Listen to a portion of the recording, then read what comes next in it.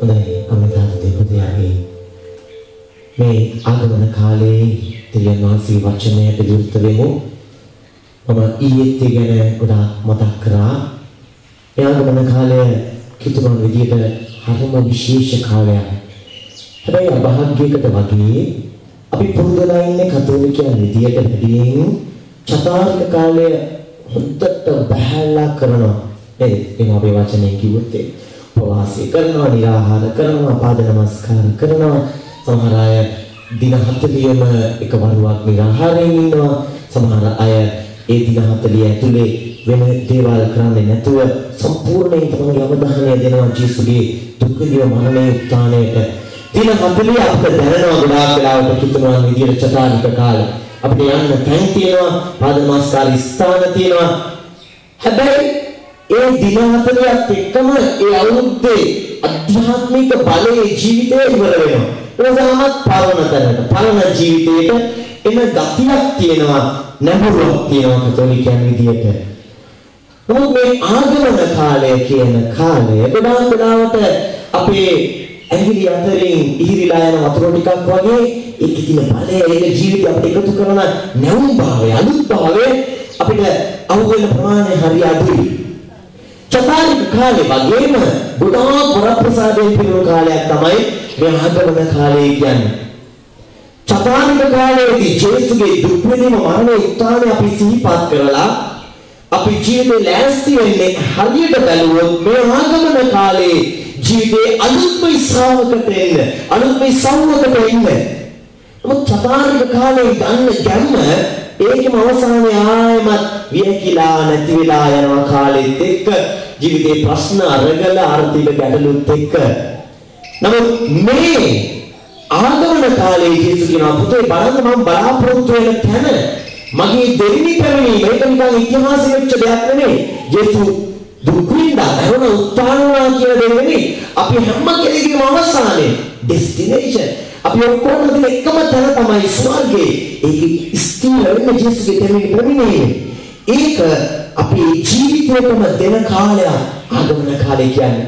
ඒ නිසා හැම පළියකම ආගමන කාලේ ආගමන මල් කලබක් හදන්නේ ඉටිපන්දම් 5ක් එක්ක දම්පාට ඉටිපන්දම් 3යි, රෝස පාට ඉටිපන්දමයි, සුදු පාට ඒ මැද ඉටිපන්දමක් හදලා ආගමන කාලේ ඉරිදාවේ පත්තු කරන්නේ අපිට මතක් කරනවා. ලෑස්ති වෙන්න. හරියට බැලුවොත් ආගමන කාලේ පළවෙනි ඉරිදා හිටලා තියෙන්නේ ජීවිතේ අලුත් තැනකට එන්න ආරාධනාවක්. අදත් එමය. අපි ඊයේ රාත්‍රියේ මෙහෙය කරා හෙට ඉරිදා ආගමන කාලේ දෙවෙනි ඉරිදා දේ වචනේ තියෙන ලස්සන ගැඹුර අපිට දෙන ආරාධනාව, අපිට දෙන ස්ථීර පොරොන්දුව. ඉතින් අපි තාත්තේ පුතේ මම ඔබට අද උදේ ආයමත් ඒ ආරාධනාව අලුත් කරනවා. අත්මපද පදවියේ කොළඹ පදවියේ මේ යෝජනාව කරලා තියෙනවා සියලුම කතෝලිකයන්. මම මෙතන ඉන්න හැම පවුලකටම ඒ යෝජනාව කරනවා. පුළුවන් නම් මේ කාලේ අදම ගෙදර ගිහිල්ලා ගව මඩුව හදන්න.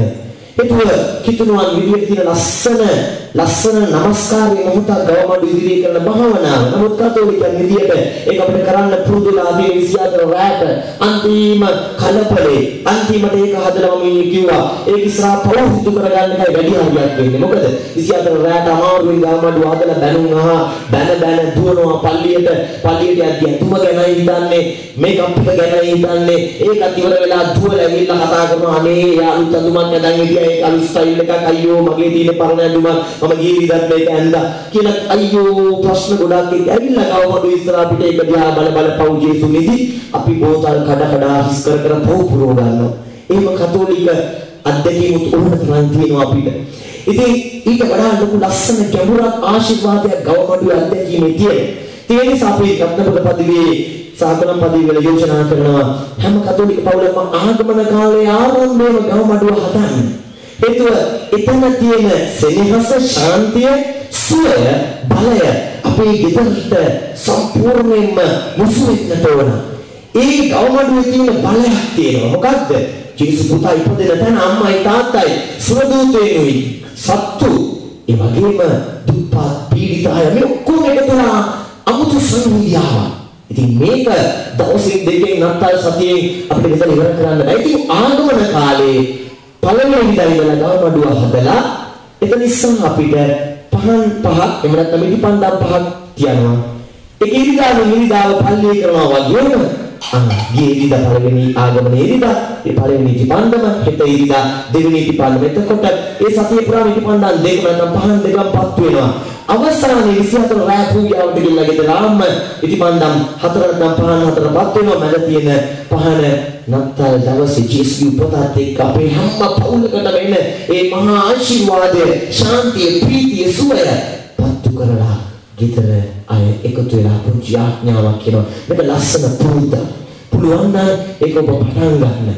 ඒකේ ඔබට තේරෙයි මේ ආගමන කාලේ ගත වෙලා ඉවර වෙලා නත්තල් ඉවර වෙලා අලුත් අවුරුද්ද දෙද්දී අලුත් වෙනසක් ගෙදර කවදාවත් තිබෙන්නේ නැති අලුත් ප්‍රීතිය, ආර්ථික ජීවිත ගැටලුවත් එක්ක ඉස්සරහට යන්න අලුත් බලාපොරොත්තුවක්. අපි ඉගෙන ගන්න පාඩම් කරන ළමයිට මතක නැහැ කියනවා, පාඩම් කරන්න බෑ කියනවා. ශාන්තිය හේතුව අවුරුදු ඉවර කරන මාසය අපි ඉවර කරන්නේ වරප්‍රසාද ගොඩක් එක්ක.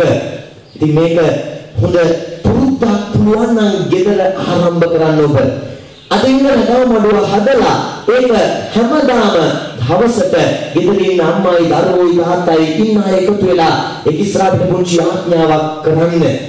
ඒ පහන පත්තු කරලා කියන්නේ ජේසුනේ ඒ ගවමඩුව ඇතුලේ තිබ්බ බලය අපිට තාම අත්දකින්න තියෙන්නේ නැහැ. අසනීප අරගල වේදනා එද්දි ආර්ථික ගැටලු වෙද්දී අපේ දරුවෝ අකීකරු වෙද්දී අපේ අම්මගේ තාත්තගේ ආරවුල් ඇති වෙද්දී ජීවිතේ තනිකම පාළුව දැනෙද්දී ඒ ගවමඩුවේ තිබ්බ සෙනෙහස නැහැ. ඒ නිසා සුදු දූතයන් අපිට ප්‍රශංසා කරනවා දැනෙන්නේ නැහැ. ඒ වෙනුවට නරක වචන, බැන ගන්න වචන, ඒ රණ්ඩු සරුවල් ස්වාමිනේ මේ අවුරුදු ඔක්කොම ඉවරයක් වෙලා අලුත් 2015කට යන්න බලය දෙන්න කියලා පුළුවන් නම් ඔබ පටන් ගන්න මේ ආගමන කාලේ අර්ථාන්විතව ජීවිතයට ඇතුල් වෙන්න. එතකොට 2015ට අපි යන්නේ අලුත් බලාපොරොත්තු ගොඩක් එක්ක. මම කිව්වා බලාපොරොත්තුව කියලා කියන්නේ කිතුනුවන්ට ලැබෙන ටැග්ගක්. සාමාන්‍යයෙන් ඕන කෙනෙක් කතා කරන බලාපොරොත්තුව කියන වචනේ, hope කියන වචනේ. නමුත් අපිට බයිබලයේ සඳහන් කරනවා මේ විශ්වාසය, බලාපොරොත්තුව, ප්‍රේමය. ඒක කොරින්ති පොතේ පාළුතුමා කියනවා මේ වරප්‍රසාදයේ තුල ලැබෙන ටැග් තුන ජේසු අදහන අයට විතරයි හරියට බලාපොරොත්තුව කියන දේ අල්ල ගන්න පුළුවන්. මොකද බලාපොරොත්තුව කියන්නේ? බලාපොරොත්තුව කියන්නේ අපි දන්නවා හෙට උදේට ඉර පායනවා කියන දේ. හෙට උදේට ඉර පායනවා කියන දේ අපිට සැක කරන්න දෙයක් නැහැ. අද රාත්‍රී නිදිය ගන්න යද්දී හෙට ඉර පායයිද කියලා අපි හිතන්නේ නැහැ. ඔළුව කඩාගෙන කල්පනා කරන්නේ නැහැ. ඒක ස්ථිරයි. නමුත් හෙට උදේ ඉර පායනකොට අපි දන්නවා වුණා අනේ හෙට රස්සාවට යන්න තියෙනවා, හෙට මේ ණය දොල ඉවර කරන්න තියෙනවා, අයියෝ හෙට මොනෝ වෙයිද මගේ දරුවගේ අසනීපේ, මගේ අම්මගේ තාත්තගේ අසනීපේ, අයියෝ විභාගේ තියෙනවා. අපිට සැකයන් ගොඩක්, ජීවිතේ ප්‍රශ්න ගොඩක් හැමදාම උදේට ඔළුවට එනවා, රාට එනවා. එතකොට හෙට ඉවර පායනවා කියන බලාපොරොත්තුව එක්ක බැඳිලා තියෙන ජේසුගේ ආදරේ කියලා කියන පොරොන්දුව තමයි පුතේ හෙට ඉර පායද්දී මම අලුත් දෙයක් කරනවා. මෙන්න මේ කිතුණුවගේ අධ්‍යාත්මය පුදුම විදියට ශක්තිමත් කරන මේ ආගමන කාලේ ඔබ හැමදාම දේව වචනය කියවොත්, ආගමන කාලේ හැමදාම සුවිශේෂී කියවොත් ඒක ශක්තිමත් කරන මේ බලාපොරොත්තු වෙන එක ලස්සන ටැග්ගක්. අද ගොඩාක් බලාපොරොත්තු නැතුව ජීවත් වෙන්නේ. මෙලඟදී ආපු යෝනා මට කියනවා ෆාදර් අපි ජීවිතේ අන්තිම තැනටපත් වෙලා තියෙන්නේ. අපිට රුස්සන්නේ නැහැ. අපිට එක එකව ගෙදර රුස්සන්නේ නැහැ. ඒ නිසා හැම වෙලාවෙම මොකක් හරි කතාවකින් පටන් අරගෙන ගෙදර ලොකු ගෝලියකින් තමයි ඉවර වෙන්නේ. ළමයි බය වෙනවා. අම්මා තාත්තා අතුස්සල තමයි අන්තිමට කතන්දර ඉවර වෙන්නේ. ඒ නිසා අපිට තේරෙන්නේ නැහැ. අපිට බලාපොරොත්තුවක් නැහැ. ඒ නිසා සම්පූර්ණ කියනවා ෆාදර් ඔහේ ජීවත් වෙන්න දැන් කාලෙක ඉඳලා ඔහේ ජීවත් වෙනවා. ඒ නිසා හරියට මොන හොදන්නේ නැහැ, හරියට නාන්නේ නැහැ, හරියට කොණ්ඩේ කපන්නේ නැහැ, හරියට තමන්ගේ ජීවිතේ මම කොණ්ඩේ කපන්න නැති කියලා නෙමෙයි කියන්නේ. ජීවිතේ කලකිරුණා මිනිස්සු කොණ්ඩේ කපන්න කියලා වුණා සිසුභාවයක් තියෙනවා. එතකොට බලන්න හිතෙන්නේ නැහැ. ජීවිතේ සියල්ල අතහැරලා තියෙන්නේ සියල්ල. මේ තාත්තා කියනවා මට ජීවත් වෙන්න බලාපොරොත්තුවක් නැහැ. ඒ මොකද දැන් අපි ඉතින් කියනවා why should I live? What is the hope for which I should live? අපිට තේරෙන්නේ නැහැ ඇයි මම ජීවත් වෙන්න ඕන? අනිත් පැත්තෙන් අම්මා කියනවා "පාද මට තේරෙන්නේ නැහැ. මම බලාපොරොත්තු ගොන්නක් එක්ක මේ ස්වාමි පුරුෂයාත් එක්ක මේක අවුරුදු ගණනාවකට ඉස්සෙල්ලා මගේ අම්මා තාත්තට විරුද්ධ වෙලා මම ආදරය කරලා ආවේ. මම හිතුවා එයාම බලාගනී කියලා. මම හිතුවා එයාම රෝල් දෙයි කියලා. දැන් එයා මට කියනවා ළමයිගේ අම්මා කෙනෙක්. ඔයාලා දින ළමයිගේ වැඩ කරන්න. එයාම මදිනවට කැමති නෑ. එයාම ලස්සන ඉන්නවට කැමති නෑ. එයාම මගේ යාළුවොත් එක්ක පිනාලා ෆෝන් එකේ කතා කරනකොට කැමති නෑ. මම ඒක සැකයෙන් බලනවා. පාද මට තේරෙන්නේ නෑ. ඇයි මම සතුටින් ඉන්න ඕන කියලා. ඒ නිසා මම කාලේ නාස්ති කරනවා.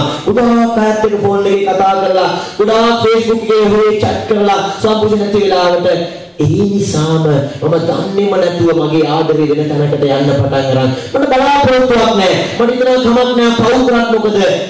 වැඩක් නැහැ ජීවත් වෙලා. මෙහෙම මොකටද ජීවත් වෙන්නේ? අන්න මේක හරි බැරෑරු.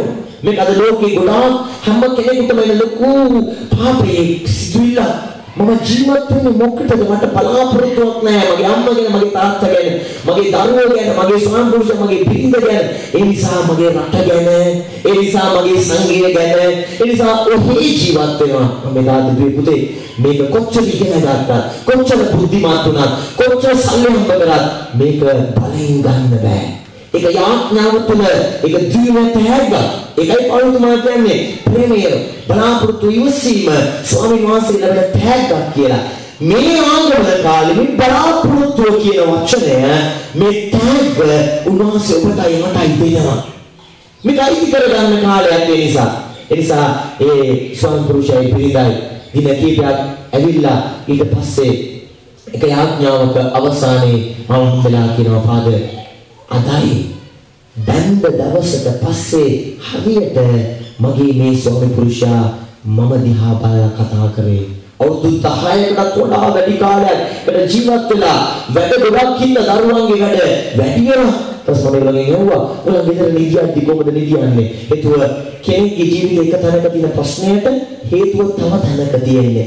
ඒ නිසා ආත්මික ජීවිතේ, මානසික ජීවිතේ, ශාරීරික ජීවිතේ ඔක්කොම එකට ගමන් කරන්නේ. තිගේ ආරෝග්‍ය ආගමනවා ඔබලන් කොහොමද නිදිය ගන්න? පොඩ අපි මුලින් නිදිය ගත්තා මයි බින්දයි එක ළඟ දරුවෝ ඊට පස්සේ දැන් කාලෙක වෙලා ඉඳලා අපිට දරුවන්ගේ ප්‍රශ්න වැඩි. ස්වාමි පුරුෂයයි බින්දයි නැදට දරුවෝ දාගෙන. ඒගොල්ලන් කියනවා "පාදර් අවුරුදු 2-3ක් වෙනවා දැන් අපි දුවස් වෙලා." ස්වාමි පුරුෂයයි ලස්සන කතාවක් කියනවා "පාදර් මගේ අම්මා නෑ පුංචි කාලේ. මම ලොකු විශ්වාසයෙන් ආදරයකින් මගේ අම්මා, මගේ බිරිඳ, මගේ සහෝදරිය, මගේ ඔක්කොම මෙයා කියලායි මම විශ්වාස කරලා විවාහ වුණේ. දරුවෝ අපි මැදට ඇවිල්ලා මගේ බිරිඳ දරුවන්ව ලොකු කරගත්තා. දැන් මට දැනෙනවා මට අම්මක් නැහැ, බිරිඳකුත් නැහැ, සහෝදරියෙකුත් නැහැ, යෙහෙලියෙකුත් නැහැ. ඒ නිසා මේ තාත්තා ජීවිත දිගාරින්ද කියනවා "පාදර් නිසා මම වැඩට යද්දී මම රස්සාවට යද්දී මම ෆෝන් එක අරගෙන කාට හරි මෙසේජ් එකක් ගහන්න පුරුදු වෙලා. ඒ නිසා ඒ මෙසේජ් එක සමහරවල් මම බිරිඳට කියන්න ඕන දේ මම තවත් යෙහෙලියකට කියන්න පුරුදු වෙලා. බිරිඳ කියනවා "පාදර් මෙයාගේ ෆෝන් එකේ ඕන තරම් මෙසේජ් මට අහුවෙලා තියෙනවා. මට කියන්න ඕන දේවල් වෙන අයට කියන්න ගිහිල්ලා." මොකද වෙනා තියෙන්නේ බලාපොරොත්තු බිඳුනම බලන්න කාලකන්ණි වෙන හැටි පවුල් ජීවිත සම්බන්ධකම් බිඳිලා සැකේ ඇති වෙලා. ඒ නිසා මේ සංකෘෂිකව "පාදර් මම දැන් තියෙන අවුරුදු 2-3ක් වෙලා ගිහලා එයාට මට වඩා දරුවෝ ලොකු වෙලා දරුවා වැදගත්. හැබැයි දරුවෝ ලැබුණේ ස්වාමීගේ බිරිඳයි නිසා. ඒක අමතක වෙලා දරුවෝ ලොකු වෙලා බිරිඳ කියනවා එයාට දැන් මාව පේන්නේ අම්මා කෙනෙක්, වයසට ගිය කෙනෙක්. එයාට මතම රසනේ කොහෙද වැරද්ද? බලාපොරොත්තු පිළිලා. එකට යාඥාවේ ජීවිතයක්, එකට බලාපොරොත්තු ජීවිතයක් නැහැ. ඒ නිසා සැකය, ඒ නිසා දුරස් වෙලා දෙන්න පාරවල් දෙක යනවා. ඊතර දරුවෝ දුක් විඳිනවා, අපාගත වෙලා. මම ඉවසෙව්වා ඔගලන් ඉන්න තැන මොනවා වගේද? "පාදර් අවුල් ජාලාවක් අපේ මේක අවුරුදු ගාන ඉස්සර තිබ්බ පුංචි ගේ කැලලමයි තාම හදාගෙන නැහැ. තාම අවුරුදු 5කට ඉස්සර පෙන්නනවා එතනම තාමත් තිබෙනවා. බේසන් කියලා පණිට්ටු කියලා අපි දීලා තියෙන්නේ. ඇයි? දැක්කද? ජීවිතේ ආත්මික බලාපොරොත්තුවක් නැති වුණාම ඒක මානසික අත්දැකීමකට බලපාලා තමන් අතර තියෙන සම්බන්ධකමකට බලපෑවම ශාරීරික ජීවිතේ, ලෞකික ජීවිතේට බලපානවා. මුදල් දුපේනවා, කෑම කනවා, උදේට කනවා, බොනවා, නිදිය ගන්නවා. අනිත් බලාපොරොත්තුවක් නැහැ. මේ අවුරුද්ද ඉවර වෙන්න යන්නේ පුතේ. එකම තීරණේ ඔබ අලුත් අවුරුද්දට යන්න ඉස්සෙල්ලා ඔයගේ ලස්සනට පුළුවන් විදිහට අදා ගන්න. හැබැයි ඔබට බලාපොරොත්තු නැති වෙච්ච නිසා ඔක්කොම ඇන හිටියේ. අන්න ඒ යාඥාව ඉවර වෙලා ඒ යුවල කියනවා පාදේ මෙච්චර කාලයකට තිබ්බ නැති බලාපොරොත්තුවක් ජේසුස් සත්පසාද වහන්සේදී අපිට දුන්නා. මේ පිළිද කියනවා මගේ සාන්පුරුෂයා පාදේ අද තමයි අවුරුදු ගානකට පස්සේ හරියට මම දිහා බලලා කතා කරේ. අන්න අම්මේ තාත්තේ පුතේ මේ වෙනස තමයි ජේසුස් වෙන්නේ. ඊට පස්සේ මම යාව දකින්නවා. යා ඔහේ හිටිය පුද්ගලයා රවුල කපලා කොන්නේ කපලා මූණේ එළියයි මම කිව්වා පුතේ මට අඳුර ගන්නවත් බෑ. ඒකට ෆාදර් මගේ ජීවිතේම අලුත් වුණා. දැන් මට අලුත් ජීවිතය අන්න නැත්තල අන්න බලාපොරොත්තු අන්න ගමනේ ඒක රතුණාම ඔක්කොම අලුතෙන් පේන්නේ.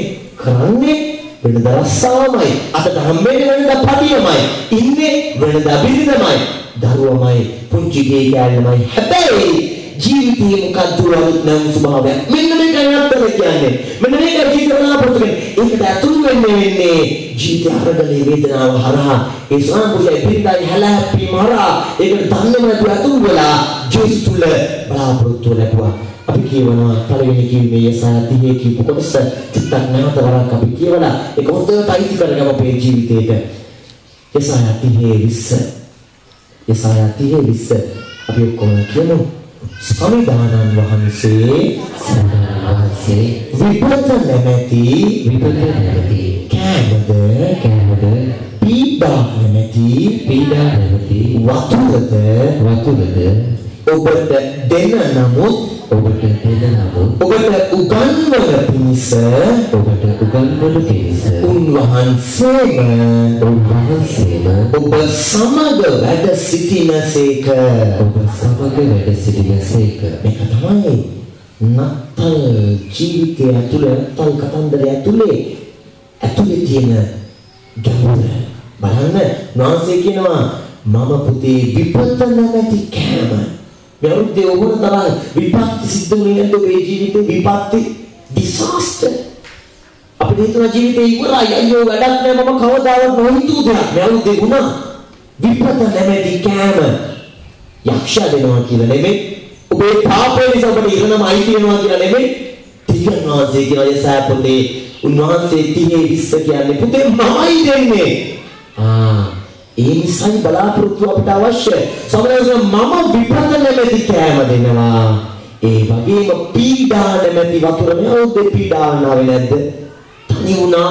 කවුරු ළඟ හිටියත් උත්තරයක් නැහැ වගේ දැනුණා. ජීවිතේ මට මොකද ජීවත් වෙන්න මෙහෙම ගියොත් වැඩක් නැහැ ජීවත් වෙලා හිතුණා. පීඩා නැමැති වතුර.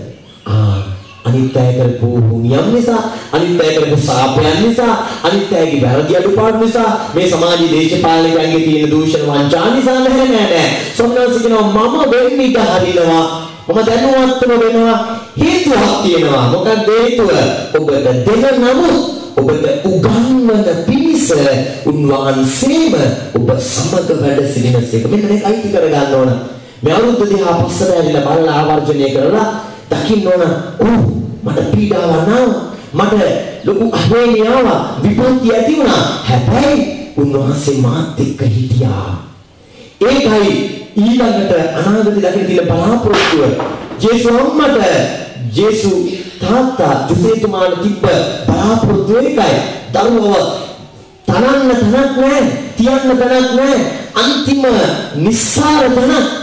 අපි දැක්ක එක බයිබලියේ හරියට මෙහෙය කරොත් එහෙම දුක්ඛකම නිසා නෙමෙයි ඒ තත්ත්වෙ වුණේ දෙවියන් වහන්සේ ඉස්සපත් වෙන ඉඩහැරිය විශේෂතුමාටයි මරියතුමීට. ඒ නිසා කියන්නේ මෙතන නම් ඉඩ කඩ නැහැ තානායේ අන්නාරේ තියෙනවා අපේ ගොවිපොළ ඕනනම් ඉතින් යන්නේ කයි තියෙන්නේ. ඒ තානාම් කරුවා දැනගෙන ඉතින් ඒක දරුවෙක්වත් බිහි කරන්න පුළුවන් කියලා. හැබැයි දෙවියන් වහන්සේ කියනවා පුතේ මේ විශේෂතුමාද මේ මරියතුමීගේ මේ තරුණයාගේ විවාහ වෙලාවක් නැහැ. විවාහ බස් දීලා විතරයි තියෙන්නේ. ඒ තියරගලේ හරහා මම අලුත් දෙයක් කරනවා. දැක්කද? ඔබේ මගේ ජීවිතේ ඔබ දකින්න ඕන මේ අවුරුද්දේ අවසානයේත් එක නතර මෙහෙය කරනවා කියන්නේ ස්වාමීනි මේ අවුරුද්දේ විපත්ති ගොඩක් මගේ ජීවිතේ තියෙනවා. මේ ජීවිතේ ගොඩක් පීඩාවන් මට ආවා. හැබැයි බොහොසේ ළඟ හිටියා. ඒක ස්ථිරයි, එකක් ස්ථිරයි. මොනම වුණත් මොන බලාපොරොත්තු වෙනවස් මාර රස්සාවල් හම්බුනේ නැහැ, තිබ්බ දේ නැති වුණා, එන්න ණය වුණා. දැන් මම මුළු ලෝකෙම ණයකාරයෙක්. මට මගේ අම්මා, මගේ තාත්තා, මගේ දරුවෝ හිතා ගන්න බැරි ලෙඩ වුණා. මට ජීවිතේ මාරාන්තික අත්දැකීමකට මොන දුන්නා. ඒ මොනම වුණා ස්වාමීන් වහන්සේ කියනවා මමයි ඔබේ ජීවිතයත් එක්ක හිටියේ. ළඟදී පුතේ මට කියනවා ෆාදර් ගිය ෆ්‍රීඩම් කියන ඥානකාන්තිය තරුණ ඥානකාන්තිය තිබ්බා ඔක්තෝබර් මාසයකට ආපු පුතේ කියනවා ෆාදර් මම යාඥාවල් වලට එනවා පුළුවන් වෙලාවට. හැබැයි මට දන්නේම නැති මට ගැලවෙන්න බැරි ලොකු අන්ධකාරයක් මගේ ජීවිතේ මෙහෙවනවා. ඒ පුතා කියනවා ෆාදර් මම යාඥාවේදා ඒ ඥානකාන්ති සම්පූර්ණ වහන්සේ ඉදිරියේ කරන නමස්කාරය ඉන්නකොට අපු අනාවරණයකින් මගේ හදවතටම වැදුනා.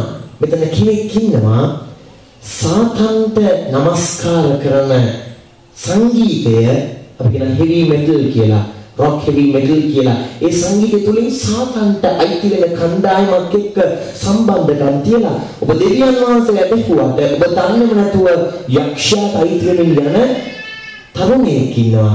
එයා ඒක කරන්නේ එයාගේ ටැටූ එකක්, එයාගේ පච්චයක් තියෙනවා පුතලා යක්ෂයාගේ මුහුණ සමග.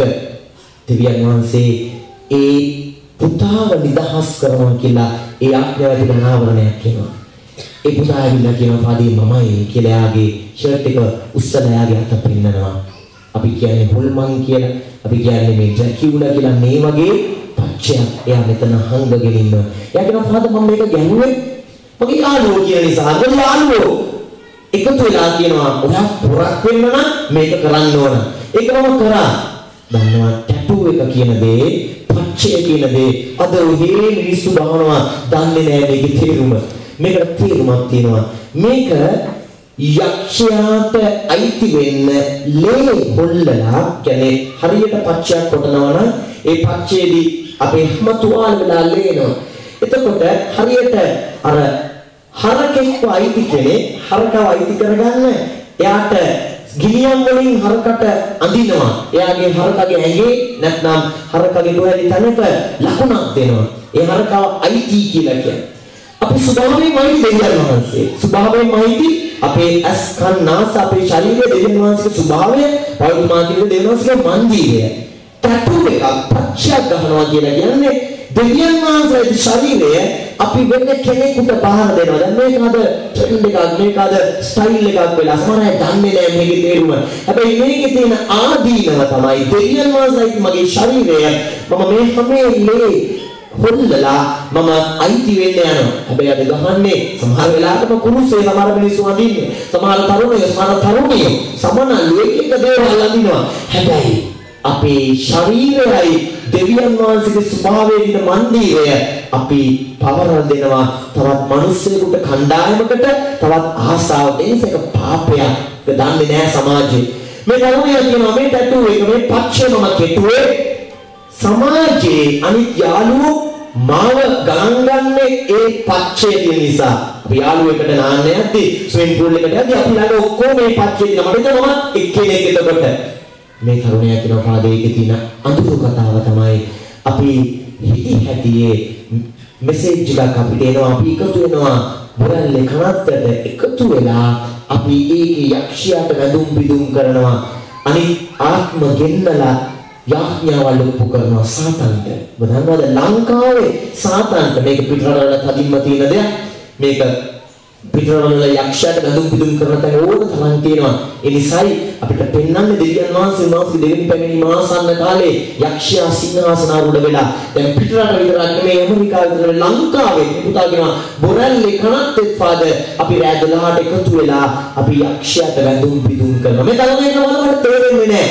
මම ඒක නොකරොත් මාව කැපිලා යනවා. ඒ නිසා මම සංගීතයේ තුලින් මම ගියේ හෙවි මෙටල් කියන සංගීතයේ තියෙන ආසාව නිසා. හැබැයි දැන් දන්නේම නැහැ කණ්ඩායමෙන් මිදෙන්න බෑ. ඒ නිසා දීපතුකමට රාගයට කාමයට තියෙන බැරිම වැඩි. ඒ නිසා මට හිතෙනවා මගේ ජීවිතයේ අවුල් ජහලා බලන්න කොහෙන්ද පටන් ගන්න කොහෙන්ද ඉවර වෙන්නේ කියලා බලාපොරොත්තුවක් නැති වුණා. අම්මේ තාත්තේ පුතේ ඒ නිසා අපි හොඳට තේරුම් ගන්නට ඕන. ඔබ හිතයි අයියෝ මම නම් ඌව කරන්නේ නැහැ. ඔබම ඉන්න සමාජයේ යක්ෂයා දන්නේම නැතුව ග්‍රහණය කරන. ඒ නිසා ප්‍රශ්න වැඩි. ඒ නිසා දූෂණ වංචා. ඒ නිසා සාදාන. ඒ නිසා පුංචි ළමයිව දූෂණය වෙනවා. පුංචි ළමයිව විනාශ වෙනවා. ඒ අපේ රටේ යක්ෂයා සිංහාසනවල වෙන්න පටන් ගන්නවා. ඒ නිසායි අපිට ස්වාමීන් වහන්සේ කියන්නේ පුතේ මම විපත්ති නෙවෙයි කෑමද පීඩා නෙවෙයි වතුරද ඔබට දෙන නමුත් ඔබට උගන්වන පිණිස උන්වහන්සේ ඔබ සමගල උගන්වනවා. මේ අරගල ප්‍රශ්න මැදේ පුතා කියනවා පාදේ මම තීරණයක් ගත්තා මේ ටැටු එක මේ පක්ෂය මම නැති කරනවා. මම ඔක ඒ පක්ෂය ඔබ දන්නා එක වර්ග තියෙනවා එකක් තියෙනවා හරියට කෙටුවොත් ඒක කවදාවත් නැකෙන්නේ නැහැ මම කන්න බෑ. මේ පුතා කියනවා පාදේ මට තේරෙනවා මේකෙන් තමයි යක්ෂයාව ග්‍රහණය කරන් ඉන්නේ. බලන්න පක්ෂය තුලින් ඒක හරියට අර පුණ්‍යම බන්ධනයක් වගේ පුළුවන් මුළුමනින්ම ජීවිතේ මෙහිවන් අඳුර ඇතුලේ පුතා කියනවා පාදේ එක මේක ડોක්ටර් කෙනෙක් ලංකාවේ ඉන්නවා මේක නැති කරන්න පුළුවන් මේක සම්පූර්ණයෙන්ම අයින් කරන්න පුළුවන් මම මේ ටැටු එක අයින් කරනවා මට ඕන ජීවිතය අයිති වෙන්න. අපි තාත්තේ පුතේ ඒ වගේමයි අපේ ජීවිතේ එහෙම ටැටූස් එහෙම පච්චයන් කොටාගෙන නැතුවදී හැබැයි හදවතේ එවැනි අන්ධකාර ලකුණු අපි ළඟ තියෙනවා. ඒ ලකුණු නැති කරගන්න කාලයක් තමයි ආගමන කාලය කියන්නේ. ඒක තමයි ඔබ ගන්නවා මම ඔබත් එක්ක ඉන්නවා විපත්ති මැද ජීවිතේ පීඩා මැද ඔබත් එක්ක ඉන්නවා. එතන දෙtti ඔබට අමුතුවෙන් ටැටූ එකක් අගමට අමුතුවෙන් බලයක් ශක්තියක් ඕනේ නැහැ. ඊළඟ යාඥාවේ අනාවරණයක් ආවා. ඉන වටේ සුවය ගැට ගහගෙන ආපු අය මෙතන ඉන්නවා කියලා දෙන්නෙක් ඇවිල්ලා පිළිගත්තා. ෆාදර් මම මෙතනට ආවේ වෙන බලවේගයක ශක්තියක් තුල ජීවත් වෙලා මම මෙච්චර කල් ජීවත් වුණේ සුවය මගේ ඉන්නේ ගැට ගහගෙන තියෙන නිසා තියෙන බලාපොරොත්තු මම ඊට කරන දේවල් මගේ රස්සාව මගේ විභාග සාර්ථක වෙනවා ඒක මගේ ඉන්නේ සුවයක් මම ගැට ගහගෙන ඉන්නේ ඒක ශක්තියයි මට තියෙන්නේ කියලා. ඊ යාඥා වෙලාවේ ඒක ගැර වෙනවා. ස්වාමීන් වහන්සේගේ ආදරයේ බලය කියන්නේ අම්මේ තාත්තේ දුවේ පුතේ අපි අලුතෙන් හිතන්නට ඕන මගේ ආරක්ෂාව කවුද? මට උගන්වන්නේ කවුද? මගේ යාළුවෝ, මගේ Facebook එකද, මගේ ඉන්ටර්නෙට් එකේ සයිට් එකේ මගේ යාළුවෝද, මගේ තම මාත් එක්ක ඉන්න අනිත් අයද මගේ කතා කරන වචන තීරණය කරන්නේ මං හොයන පතන දේ මට දෙන්නේ ජීසුගේ ආදරය තුලද? අම්මේ තාත්තේ පුතේ හොඳට හදවත තට්ටු කරලා බලන්න මම ස්වාමීන් වහන්සේට අයිති දේද කරන්නේ. අද ගොඩාක් වෙලාවට Facebook එකේ පව් කරනවා. දැන් මේව දසපණ දෙවිලා නැති නිසා නිතර අලුතින් කියන්න සිද්ධ වෙනවා. කොහොමද Facebook එකේ පව් කරන්නේ? සමහර අය ජීසු අදහන අය Facebook එකේ දාන ස්ටේට්මන්ට් එකක් I am lost, I feel nothing, I am nobody කියලා ස්ටේට්මන්ට් අප්ඩේට් කරනවා. බලන්න ජීසුට අයිති වුණාම කොහොමද කියන්නේ I am lost කියලා? දෙවියන් වහන්සේ මාත් එක්ක Jesus is with me, I am powerful, I am Jesus son daughter මේ අධ්‍යක්ීම කියන දරුවේ Facebook එකේ ජේසුගේ පින්තූරේ දානවා තවත් දානවා I am lost නැති වෙන්න බෑ ජේසුල ඉන්නවනම් ඒ නිසා ඔබ යන SMS එක ඔබේ Facebook එකේ ඔබේ ඉන්ටර්නෙට් එකේ ඔබේ Skype එකේ WhatsApp එකේ ඔබ කතා කරන දේවල් එක ඔබ කවුද ඇත්තටම ජේසුතුමද ඉන්නේ කියලා ඔබමයි සනාථ කරන්නේ අම්මේ තාත්තේ පුතේ. ඒ නිසා මේ ආගමන කාලේ අලුතෙන් අපි දිහා බලලා හිතන්න උන්වහන්සේ ආරාධනා කරනවා මම ජේසුගේ බලය තුළ ජීවත් වෙලාද එනතෝ ජේසුස් තුළ ඉන්නවා කියලා හිතලා මම ජීවත් වෙන්නේ අර පුතා වගේ වෙනම අන්ධකාර ජීවිතයකද? ඒ නිසා උන්වහන්සේ කියනවා අපි ඊළඟ කොටසට යමු. යෙසායා 30:21 යෙසායා 20 අවසාන පදය අපි කොහොමද කියමු? උන්වහන්සේ සෝමයාමට ඔබට උවමනාවක් ඇති නොවේ. ඔබ මාර්ගයෙන් දකුණට හෝ වමට හෝ හැරි නොමග යන විට මෙන්න හරි මාර්ගය මෙහි ඇවිදින්නයි කියන හඬක් ඔබට පිටුපසින් ඇසෙනු ඇත. මෙන්න බලාපොරොත්තු වෙ කාලේදී ඔබට මට ලැබෙන තෑග්ග මම ඊයේ කිව්වා ඊයේ රාත්‍රියේ කිව්වා මේ වරප්‍රසාදීය කාලේ මේ ආගමන කාලේ අපි හැම කෙනෙකුම තෑග්ගක් වෙනවා ජේසුස් පොදිනවා කියන අර්ථය කියන්නේ ඒකයි. Jesus is becoming the most precious gift to me. මම තෑග්ගක දෙන වෙනස තෑග්ගක් ලැබෙන්නේ it is a gratuitous gift. ඒ කියන්නේ ඔබේ මගේ තියෙන වරප්‍රසාදය ඔබේ මගේ තියෙන වටිනාකමට වඩා තෑග්ගක් හම්බෙන්නේ ඒ දෙන කෙනා ඔබට මට තියෙන ආදරය නිසා. ඒකට වටිනාකමක් මිල කරන්න බෑ. ඒ සම්මානයක් දෙන්න ඔබේ මගේ තියෙන ජයග්‍රහණයක් නිසා. ජේසු කියන මම ඔබට තෑග්ගක් දෙනවා. මොකද තෑග්ග වුණේ වෙන්නේ මෙන්න හරි මාර්ගය එයි ඇවිදින්නයි කියන හඬක් ඔබට පිටුපසින් ඇසෙනු ඇත. ඔබට මට දැනෙනවා අම්මට ඕන තරම් මට හංගන්න පුළුවන් තාත්තට හංගන්න පුළුවන් බිරිඳට ස්වාමීට හංගන්න පුළුවන් මේ තියෙන සමාජය ඇතුලේ මේ තියෙන තාක්ෂණය ඇතුලේ අපිට වෙනම වෙස්මුණක් දාගෙන මේ සමාජය ලස්සන වගේ ඉන්නවා වෙන්න පුළුවන්. හැබැයි දැන් ජේසුස් කියනවා ඔබ මට බලාපොරොත්තු වෙන ජීවත් වෙද්දී මම ඔබට පිටිපස්සෙන් ඉඳලා කියනවා වමටද දකුණටද හැරෙන්න ඕන කියලා. අද ඒකට මේ අපි කොටින ප්‍රශ්නේ ගොඩාක් අය අහනවා අනේ පාද මම මොකක්ද ගන්න ඕන තීරණය මම මේ ගන්න යන්නේ හරි තීරණයක්ද මම රට යන්න ඕනද මම ජොබ් එක කරන්නේ ලංකාවේද නැත්නම් මම යාළු වෙන්නේ මේ අයද මේ ජේසුස් දුන්න කෙනාද අපිට තේරෙන්නේ නැහැ. අපි සමහරට අන්ධ වෙලා වැඩ කරන්නේ. නමුත් ජේසුස් කියනවා ඔබ බලාපොරොත්තු වෙන්නේ මට ඇතුලේ ජීවත් වෙද්දී දවස් ගානේදී වචනේ කියවන්න පටන් ගනිද්දී ඔබ මට අයිති වෙද්දී ඔබට බය වෙන්න ඕනේ ඊළඟට තියෙන පදිය මමයි ඔබට පෙන්නන්නේ ඔබට ඇතුළාන්තයෙන් මම කියනවා මෙන්න පුතේ මාර්ගය මෙතන ඇවිදින්න. මට ඊයේ ආඥාව ඇතුලේ මම දේශනා කරද්දී ජීවිතේ වෙනසක් ගැන ජීවිතේ අපි අලුතින් ඉපදෙන්න ඕන කියලා එක තැනකදී ජේසුස් මට කිව්වා පුතේ දැන් මාසෙට වඩා මාසෙයි සතියක් විතර ඔබ පාපුච්චාරණයක් කරේ නෑ යන්න පාපුච්චාරණයට කියලා. දැන් යාඥාව මැද අනාවරණ වෙනවා අනිත් ඇසුපත් වෙනවා. මට ජේසුස් කියනවා ඔය මොනවා වුණත් වැඩක් නෑ මට ඕන ඔබේ හදවතයි ඔබේ ආත්මය යන්න පාපුච්චාරණයට. දැන් ඒ වෙලාවේ යාඥාව මැද මම බලනවා පාද කෙනෙක් වෙන්න නෑ පාද දෙන්නේ කියලා පාපුච්ච යනවා. මම වෙන කවුරුත් නෑ මට ඇතුළෙන්ම ඔබ යන්න පාපුච්චාරණයට. හේතුව ඔබේ ආත්මය මට ඕන. ඔබ තුලින් කරන දේ මට වැදගත්. ඔබ තුලම නවාතැන් ගන්න හේතුව ඒ විනාඩි දේශනාව තුලින් මට ජේසුස් දුන්න වචනේ තමයි මම දැන් ඉපදෙන ඔබේ හදවතේ මට ඉඩක් තියනවාද? එතකොට මට දැනුණා මට ඉඩක් දෙන්න ජේසුස් බලාගෙන ඉන්නවා. හැබැයි මගේ හිත තාම ගඳ ගන්න තැන මගේ පාපය මම ජීවිත විරුද්ධ කරන්න බයයි පාපුච්චාරණය ඇතුලේ.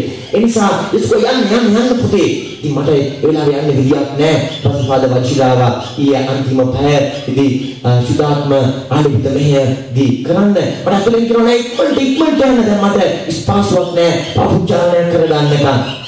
මම විතර වද දුන්නේ මොකක්ද? මම විතර වද දුන්නේ අපි ගිය සතියේ යාපනයේ ගියා තාත්කාලික කණ්ඩායමක් අපි එහි යාපනයේ උතුරු නැගෙනහිර තත්ත්වය මොකක්ද මිනිස්සු අතර ජීවත් වෙන්නේ කොහොමද දකින්න. මේක යද්දී උගන් ගන්නවා මේ දවස්වල තියෙන තවත් පිස්සුවක් තමයි දේශපාලන සංවාදවල වලට අපි යට වෙලා අපි තොහි සාර්ථකව ඔහි කෑ ගා ගන්නවා අනිත් අයගෙදී හොල්ලනවා නායකයන්ගේ අරයන්ගේ මෙයාගේ ගරදි. ඉතින් ටීවී එකේ කියන දේවල් වීඩියෝ ක්ලිප්ස් වල කියන දේවල් අපි කතාවට ගිහිල්ලා අපි දන්නේම නැහැ. අයියෝ කොගිම පව් හොදන්න පටන් ගත්තා. හරියට අපි සුද්ධවන්තයෝ වගේ දැක්ක නොදැක්ක දේවල් හැමදාම කියන දේවල් අපි දැන් කතා කරනවා. දැන් මට මේක කතා කරන්න යද්දි මට තේරුණා ඒ දවස් ඉවර වෙද්දි තීයනේ මට ජපමාලේ කියන අමතක වුණා. අයියෝ මට මේ රට වෙනුවෙන් මට මේ මිනිස්සුන්ගේ දූෂණය මන්ට නවත්තන්නත් බෑ. මට මුකුත් කරන්න බෑ. මම බැන්නයි කියලා වෙනසක් වෙන්නේ නැහැ. දෙයියනේ මට ජේසුස්ට බාර කරන්න බැරි වුණා ඒ අයව. මට මේ රටේ තියෙන විනාශයන් මේ රටේ තියෙන මේ විනාශය හැම දෙයක්ම ජේසුස් වරදාලා කියන්න බැරිම මම ඒක ලොක්කා වගේ කෑ ගැහුවම කතා කරාම ප්‍රශ්න ඉවර වෙනවා කියලා මිනිස්සු ගොඩක් මේ කාලේ කරන පිස්සුවක් කාලේ නාස්ති කරන් හිතක් පාර ගන්නවා අන්තිමට පක්ෂවලට එක එක්කෙනාට කත්ත දින්න ගිහින් ගෙවල් වල තාත්තලා පුතාලා අම්මලා තාත්තලාත් තරවන්න අවස්ථාවක් කොහොමද දිනවා මේ කාලේ මම ඒකට නොයන්ටෙන්නයි තවම දිවි තාත්තට වැඩි වෙයි ඒ නොයන්ටෙන්නේ මම කියන්නේ මට වෙච්ච මේ පාපේ කියාව ගැන. ඉතින් මට මේ ජපමාලේ කියන්නේ බැරි වෙච්ච එක මට ඊයේ තමයි මතක් වුණේ. ඒකේ බරපතලකම ස්වාමීනි ඔබ මොනවද කරන්නේ? ඔබ වහන්සේට විතරයි මේ රට වෙනස් කරන්න පුළුවන්. මේ රටට අලුත් වහන්සේගේ බලය ශක්තිය සාධාරණව ඉටු කරන්න පුළුවන්. මිනිසුන්ගේ හදවත්වල තියෙන වල් වැදිලා තියෙන දේ මිනිස්සු ආගම් මාර්ගවල තියෙන මේ සතන ලංකාවේ ඇතුලේ මේක දෙවියන් වහන්සේ ස්පර්ශ කරේ නැත්තම් මොන නායකයෙක්පත් වුණත් වෙනසක් වුණත් මිනිස්සු නිදහස් වෙන්නේ දේව බලය ධර්මය තුළ විතරයි. ඉතින් මට මේක දැනුණා ඊළා දේශනා කරන්න මට කෝකින පාපුච්චාරණය කරගනි මට ඉපදෙන්න ඕන බෙරතවතේ කොහොමද ඉඩක් නැහැ තාම. ඊට පස්සේ ආඥාව ඉවර වෙනකන් හිටිය අමාරුවේ ඉවර වෙච්ච ඇති මම පාද වචන ළඟ හිටිය වලගතිරට කිව්වා අනේ පාද මට ලොකු පාපුච්චාරණයක් කරගන්න ඕන. පාද කියනවා හොඳ වෙලාවට මම අද මෙතනට ආවේ වෙන මොකටවත් නෙමෙයි හොඳ පාපුච්චාරණයක් කරගන්න ඕන කියලා සිතුවිල්ලෙන් මම තාපිතුවේ.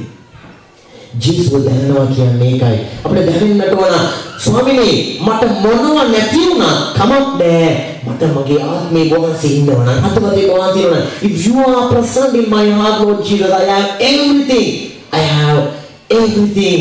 I want nothing else. මේ පිපාසයට මම බලාපොරොත්තු වෙන්නේ බයක් නැහැ. ජීවිතේ සතුටක් තියෙනවා. ඊට පස්සේ යාඥාමයෙන් පස්සේ රාත්‍රී ආහාරයෙන් පස්සේ අපි ටික වෙලාවක් ගහක්කරට වෙලා මම පාපුච්චාරණය කරා. පස්සේ පාද පාපුච්චාරණය කරා. ඊයේ රැණින් දෙවියන් මාව පාවෙනවා වගේ පාවෙනවා කියන්නේ මේ හීනෙන් නෙමෙයි. ලොකු නිදහසක් දැනුණා ස්වාමීනි මට පුළුවන් වුණා වහන්සේට ඉගෙන්න වහන්සේගේ සමාව ගන්න. මම ඊයේ මොනෝ දන්න ගිහිල්ලා නාන්න ගිහිල්ලා රැට විදිය ගන්න ගිහිල්ලා නිින්ද යන සතුට වැඩිකමද ජේසුස් වහන්සේ මට දුන්නු සමාව මට හරිම වටිනවා. ඒකයි ආගමනේ කියන්නේ. ඔයගලන්ට අයියෝ වාද අයියෝ මාසිකාමාර නෙවෙයි අපි එන කොහොමද කියලා අපි දෙන්නේ හදවත ඇතුලේ තමයි මේ කතන්දරේ තියෙන්නේ. කවුරුත් දන්නේ නැහැ අපේ ඇතුළාන්තය. හැබැයි ඔබයි මමයි හරිම අවධානයක් තියනවා නම් හදවත ඇතුලේ ජේසුස් තනක් දෙන්න හරි පුදුම සතුටක් පුදුම නිදහසක් මේ ලෝකේ කාටවත් කිසිම කෙනෙකුට දෙන්න බැරි දෙයක්. ඒක හොයන්න පිපාසයක් ඇති වෙන්නයි අපි මේ ආඥාවට මේ පූජාවට ඇතුළු වෙන්නේ. උන්වහන්සේ වෙනස කරනවා.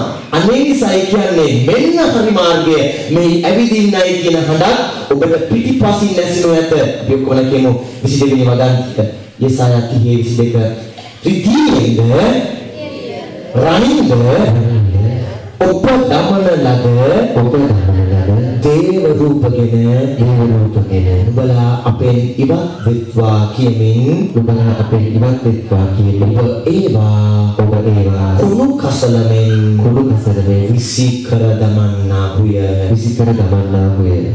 බලන්න ප්‍රවන්තිනි අන්න බලාපොරොත්තු දැන් වෙද්දී අපිට දැනෙනවා මම මේ මොනවද මේ සුර ගැට ගහගෙන වෙලාව බල මේ ලෝකයේ තියෙන තත්ත්වයන් වලට අහු වෙලා අනේ එයා මට මෙහෙම කිව්වා මෙයා මට මෙහෙම කිව්වා තව කල් වැඩි ජීවත් වෙන එකක් නෑ මට නම් මගේ පොලිසිය හරියන එකක් නෑ ඒක තමයි අපේ කේන්දරය කියන්නේ මේ ඔක්කොම අන්තිම බොරුවක් බවට පත් වෙනවා. ඔබ මම ජේසුගේ බලාපොරොත්තුෙන් පිරුණම උන්වහන්සේ කියන මෙන්න දකුණ මෙන්න වම ඒක කේන්දර බොරු වෙනවා. ඔබ බලන ලග්න පලාපල බොරු වෙනවා වෙලාවල් බොරු වෙනවා නැකත් බොරු වෙනවා. බොරු කරන්න පුළුවන් දෙවියන් වහන්සේ උන්වහන්සේ කාලේ අවකාශයේ දෙවියන් වහන්සේ ඔබට මට පුළුවන් ඒකට එන්න.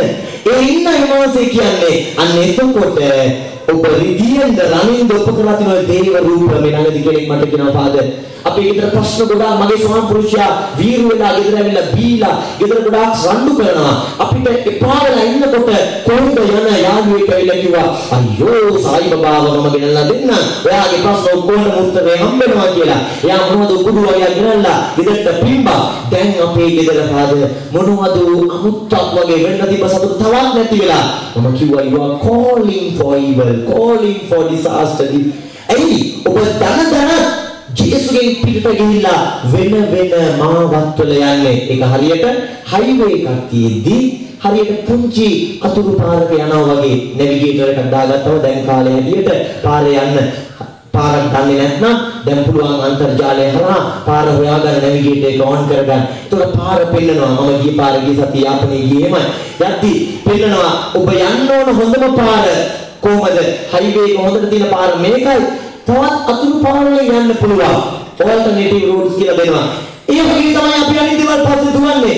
පාර දීලා උන්වහන්සේ අපිට කියනවා ඔබ මාර්ගය මම පෙන්නනවා පුතේ. ඒක දැනගෙන අනේ අර බබා මේ බබා පස්සේ දුවලා වෙලාවල් පස්සේ දුවලා නැගත් පස්සේ දුවලා අපි ගිහිල්ලා වැටෙනවා වලවල් පොඩක.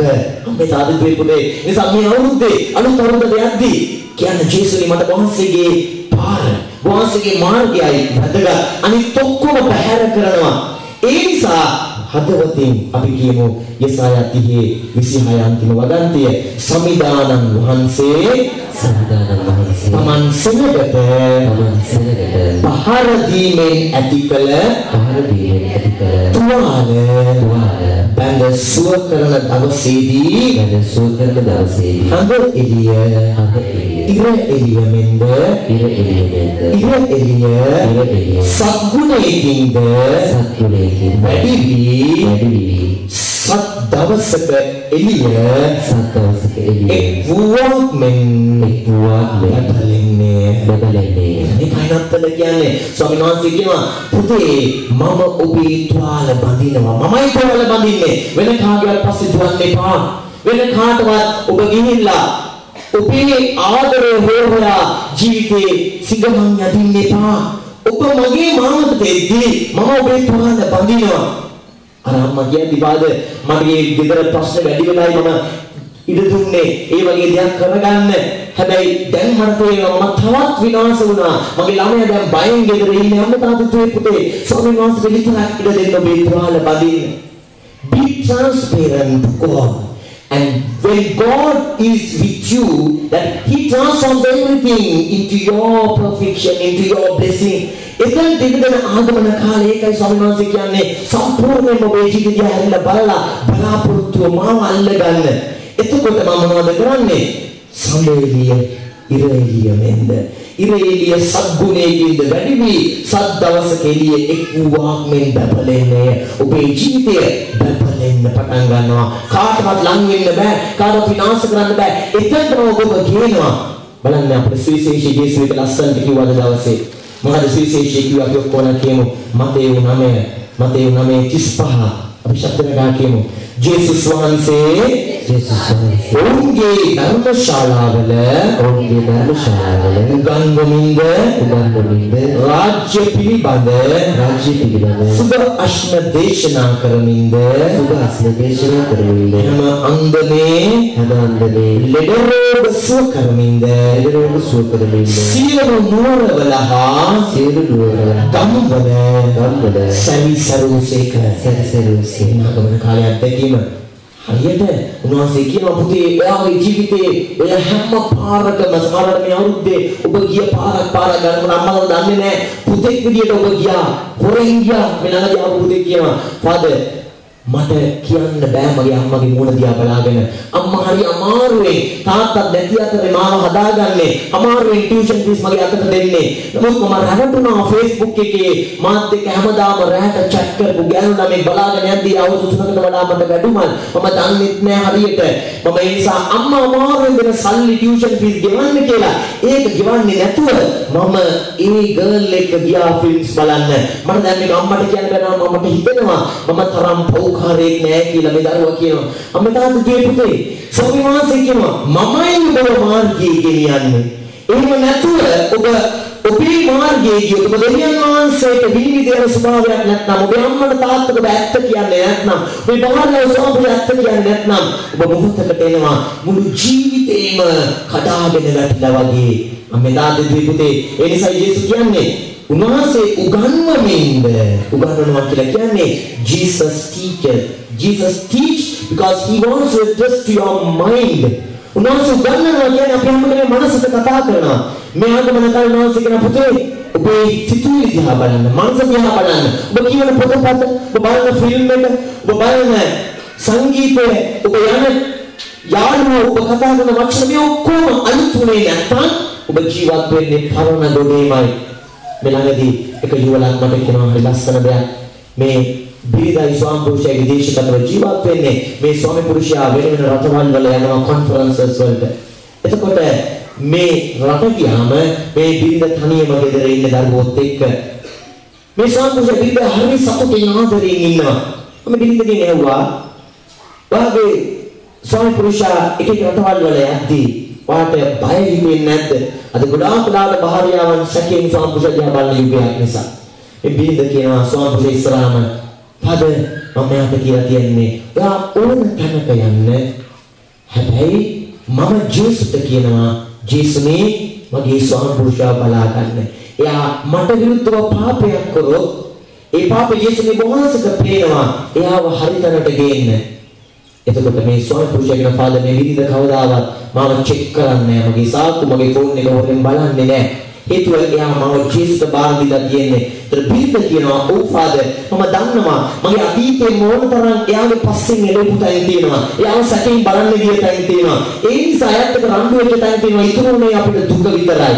දැන් මම ඒ පරණ ජීවිතය ඉවර කරලා තියෙන්නේ. දැන් මම පස්සෙන් යනවන්නේ මේ බිරිඳ කියන ලස්සන වචන. ෆාදර් මම දන්නවා මම ඉස්සර යාගේ පස්සේ හොයනවා. එයාට බනින්න, එයාට දොස් කියන්න, ඔයා හිත වෙනස් වෙලා, ඔයා මොනවද මේ කාත් එකද කුටු කුටු ගාන්නේ ෆෝන් එකේ කියලා රණ්ඩු කරපු තැන් වලට වඩා දැන් මම ජේසුස්ට බාර දුන්නම මම දන්නවා මම හොරලා එයාට කොච්චර ඉද්දන්න ගියත් එයා වැරදි පාරේ යද්දී ඊට වඩා මම දැන් ජේසුස්ට බාර දුන්නම ජේසු ඊට වඩා දඬුවම දෙන්න ඕන තැන දෙනවා. ඒ කියන්නේ හරි ආදරේ. ඒ කියන්නේ මගේ ස්වාමි පුරුෂයා වැරදි පාර යනවනම් මගේ ජීවිතේම අයිති වෙලා මම ජීවිතේ නිදහස් වෙලා ඉන්නකොට මගේ ස්වාමි පුරුෂයාව කණින් වැදලා මම ළඟට කියනවා ජීසුස් මම ජීවිතේයි සියල්ල විසඳගන්නේ මම ස්වාමි පුරුෂයාගේ පස්සෙන් එළවන්න අපි ආදරෙන් ඉන්නවා ඒ නිසා විශ්වාස කරනවා යාව අපිට දුවේ ඒ විශ්වාසයයි හැම ස්වාමි පුරුෂයෙක් පිළිදක් තුලම හැම ධර්මයේ දිමෝපියක් තුලම මේ ආගමන කාලේ ජීසුස් කියන්නේ ඔබ මම දිහා බලන්න මගේ ආදරේ විශ්වාසවන්ත ආදරයක්. ඒ නිසා මගේ ආදරේ විශ්වාස කරලා එතනට බාර කරන මේ දරුවා ඔබේ බිරිඳ ඔබේ ස්වාමි පුරුෂයා ඔබ රැකියාවේ ස්ථානයේ තියෙන ප්‍රශ්න අරගල ඔබට බෑ වෙනත් අය වෙනස් කරන්න ඔබ මට අයිති වුණාම ඔබේ සංගේ ඉන්න අය ඔබත් එක්ක ඉන්න අනිත් අය ඔබට කරදරයක් ඔබට වේදනාවක් දෙන අය ඔබට බෑ හිතන්න වෙනස් කරන්න. ඒ ස්වාමි බිරිඳ කියන්නේ ලස්සනයි. මම ඉස්සර යාගේ පස්සෙන් යනවා. එයාත් එක්ක රණ්ඩු කරනවා. ওই නම්බර් එකට කෝල් ආන්සර් කරන්න එපා කියනවා. එයා අහන්නේ නෑ හොරෙන් කරනවා. මම අතහැරියයි ජීවිතේ. මම දැන් ජේසුස් ඇත්ත කියනවා. මම සතුටින් ඉන්නවා. මම දන්නවා එයා වරදක් කරා. මම ළඟට ජේසු එයාව කියනවා. හේතුව මම ජේසු මත යැපෙන නිසා Jesus never fails. ජේසු මාව කවදාවත් පරාජය වෙන්න ඉඩ හරින්නේ නැහැ. ඒ නිසා ජේසු මගේ ජීවිතේ කතා කරනවා කියන්නේ උගන්වනවා, මනසට කතා කරනවා, ඒ වගේම රාජ්‍ය පිළිබඳ සුභාෂණ දේශනා කරනවා කියන්නේ Jesus preaches. Jesus preached to our heart. ඒකයි ආගමන කාලේ අපි උන්වහන්සේගේ දේ වචන මෙනෙහි කරනවා. හදවතට කතා කරලා කියන පුතේ ඔය ජීවිතේ අලුත් වෙන්න ඕන. 2014 ඉවර වෙන්න යන්නේ 2015ට ඕම යන්න එපා. හදවත අලුත් කරගන්න. ඊට පස්සේ හැම අන්දමේ ලෙඩ රෝග සුව කරමින් Jesus heals physically, mentally, psychologically. Jesus heals. ඒ මානසික සුවය මේකයි නත්තල කියලා නත්තල මේකක් දකින්නේ නෑ. නත්තල ලං වෙනවා කියලා කියන්නේ පපුව ටික් ගන්නවා. තෑගි දෙන්න ඕන. ණය බර වැඩි වෙන අවුරුද්දයන් අවසානයේ ඔක්කොම යුතුයකම් ඉටු කරන්න ඕන. නත්තල කියන්නේ ගොඩාක් වෙලාවට අපි හිර වෙන තැනක් වෙලා. ඇයි ලෝකෙට පේන නත්තල සමරන්නත් ඕන. සල්ලිත් නෑ. ඒ නිසා බුරුමට තවත් ණය වෙලා පව ගොඩාක් ඉටු කරගෙන 2015කටත් යන්න සමහර වෙලාවට අපි පෙළඹෙනවා. මේ තාදී දීපුතේ ඒ පරණ පාපේ නෑවුදෙත් කරන්න එපා. සදායන්තල කියන්නේ ජේසු ගම්වල සැරිසරෝගේ මගේ ජීවිත සැරිසරලා කියනවා ඔබේ මනසට කතා කරනවා මගේ මනසට කතා කරනවා ඔබේ හදවතට මගේ හදවතට කතා කරනවා ඔබේ මගේ ශරීරය සිත සුවපත් කරන්න බලාගෙන ඉන්න කාලයක් නත්තලාකමනේ කියන්නේ ජේසු පදේනවා ඔබේ මගේ හදවතේ ලස්සන පාපුච්චාරණයක් ලස්සන හදවතේ නිදහසක් ඒ සම්බන්ධ දුවල පුතට මම කියන්නේ පුංචි දුවේ පුතේ අම්මයි තාත්තයි කරදර කරන්න එපා නත්තලේ අනේ මට පල්ලි යන්න බෑ අදුමක් දුන්නේ නැත්තම් කියලා ලස්සනම දේ තමයි ලබන්න පුළුවන් ලස්සනම තෑග්ග තමයි ඔබේ ජීවිතේ පුළුවන් නම් අනිත් අදුමක් කරන් ඒක පුළුවන් නම් තව කෙනෙකුට දීලා බලන්න ඒ ප්‍රීතිය මගේ ජීවිතේ මම ඒ වගේ අවුරුදු 3ක් මට අමතක වෙන්නේ නැහැ මගේ ජීවිතේ කවදාවත් කොහොමද මන් දන්නේ මට ඒක හදවත කිව්වා 24 රෑ මම වැඩ කර ඉන්නකොට මිනිස්සුලා හිටිය පල්ලියක මට කෙනෙක් දීලා තිබ්බ මුදල් වගේ පාඩි කැමති දෙයක් ගන්න කියලා සාමාන්‍යයෙන් මම කවදාවත් මට කියලා දෙයක් ගන්න පෙළඹෙන්නේ නමුත් මට ඒක අතේ තිබ්බා මම නක්කලට හරි මොනවා හරි ගන්නවා කියලා 24 රෑ මම මේ පල්ලි වැඩ කරගෙන ඉන්නකොට එකපාරට මට තේරුණා මේ ගවමඩුව හදන්න මහන්සි වෙන මේ තරුණ තාත්තා ගෙදර ඒ පල්ලියේ ලයිට් වල දාන්න මහන්සි වෙන තාත්තාට කෝල් එකක් ආවා මට ඇහෙනවා කෝල් එකෙන් බිරිඳ කතා කරලා බනිනවා ඔයා මොනවද කරන්නේ අද රැට කෑම කන්නවත් අපිට සල්ලි නැහැ පල්ලි යන්නවත් අපිට ඇඳුමක් නැහැ මොනවද ඔයා කරන්නේ මේ තාත්තා ගවමඩුව හදනවා පල්ලියේ ලයිට් වල දානවා මට හිතුණා මම කොච්චර අසංවේදී පූජකයෙක්ද මේ තාත්තගේ දුක මේ තාත්තගේ පවුලේ ජීසස් වුණාගේ අදත් මේ තාත්තගේ පවුලේ ඉපදෙන්න තැනක් නැතුව හදනවා. ඒක පවුලේ ලොකු අසමගියක් වෙලා මට එකපාරට මතක් වුණා වැඩ නැවැත්තුවා. මම අපි යන් කියලා නෝ ලිමිට් එකට ගිහිල්ලා ඒ තිබසල්ලි ඔක්කොම වලින් මම වට උන ඔක්කොම දේවල් ගන්න.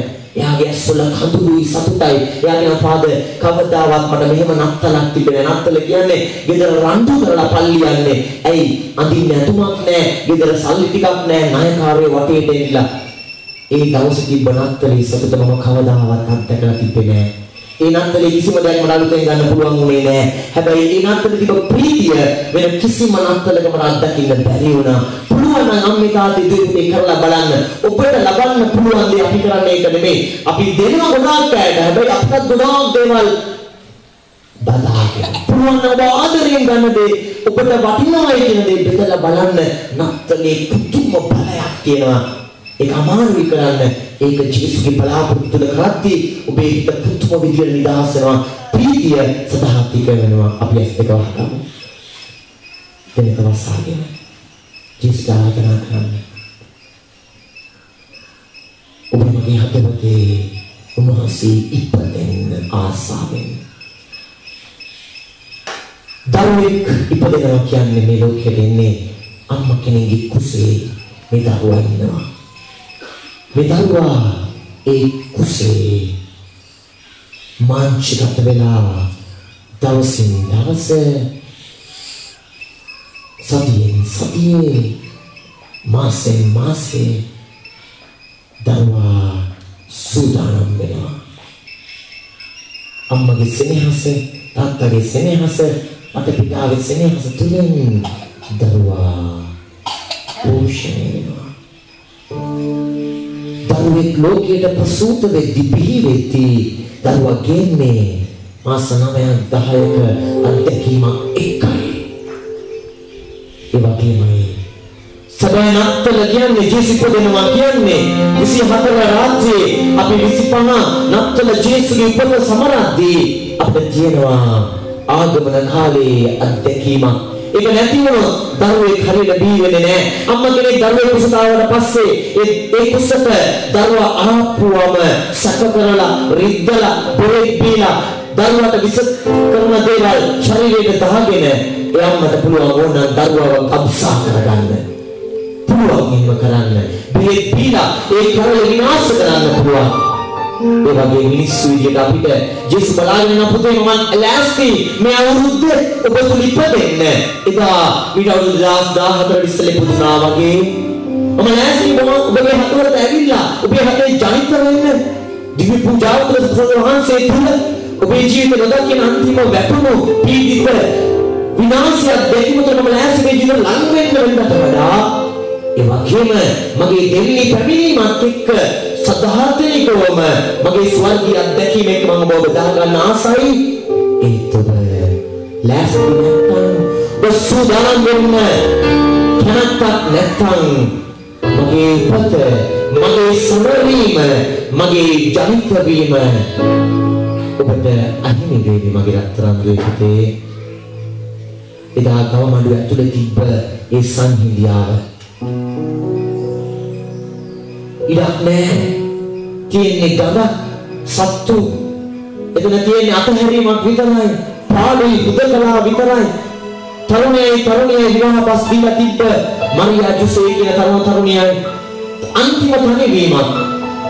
හැබැයි දෙවියන් වහන්සේ ස්වර්ගයේම විවර කරනවා ඒ මිනිස් මට්ටමින් අන්තිම බලාපොරොත්තු සුන් වෙච්ච තැන. සුරදූතය ළඟින්ම හිටිය දුක දැනෙන එළවෙනු ප්‍රඥාවන්තයන් මුළු සබාදහමම මිනිසා සත්වයා සබාදහම එකතු වෙලා අලුත් පාරාදීසයක් new heaven on earth. True Christmas is the heaven on earth. In my life, in your life, in our family, in our nation, in our persons, Jesus' persons. උන්වහන්සේගේ වැඩ සිටීම ඔබේ මගේ මනස හදවත ශරීරය සුවපත් කරන සම්බන්ධකම් අනුත් කරන ජීවමාන ජීසුනේ බලාපොරොත්තු දල්වා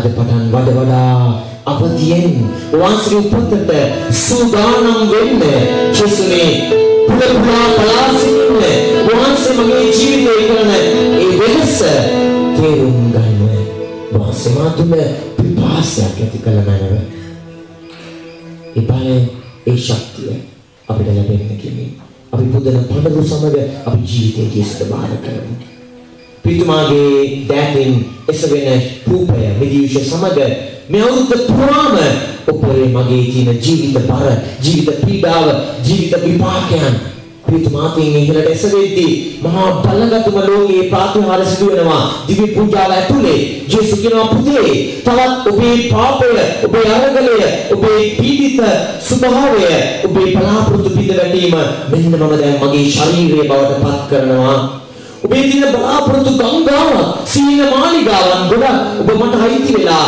මාව අල්ලගත්තම බලාපොරොත්තු දැල්වෙද්දී ඔබේ සෝසුසු ඔබේ දහඩිය මහන්සිය ඔබේ කැපවීම මම මගේ රුධිරය බවට පත් කරලා මගේ රුධිරයෙන් ලෝකෙ මම ගලව ගත්තා කුරුසියේ බලයෙන් පාපේ බලය පිටා වගේ ඔබේ කැපවීම මම ආශිර්වාද කරලා අලුත් අවුරුද්ද අලුත් උපත මම ඔබට දෙනවා පුතේ දුවේ එනිසා ඔබගේ කැපවීම නාස්ති වෙන්නේ නැහැ ඔබ මහන්සිලා පාඩම් කරද්දී ඔබ මහන්සිලා රැකියාවට යද්දී ඔබ අවංකව ජීවත් වෙද්දී පැත්ත කියත් ඇත්ත කියද්දී ඔබ අවංකව ජීවිතේ විනිවිද යන පුද්ගලයෙක් වෙද්දී පුතේ දුවේ ඔබ අලුත් ඔබේ පවුලේ ඔබේ සමාජයේ ඔබ රැකියාව කරන තැන ඔබේ පන්තියේ ඔබේ විභාගයේ ඇතුලේ මේ රටේ මම කරනවා ජීවන ජේසුනේ යද්දකීමට අපි සිතනාම ඇතුළු කරගන්නවා පියාණන්ගේද පුත්‍රයන්ගේද ශුද්ධාත්මයන්ගේද නාමයෙන් ආමේන්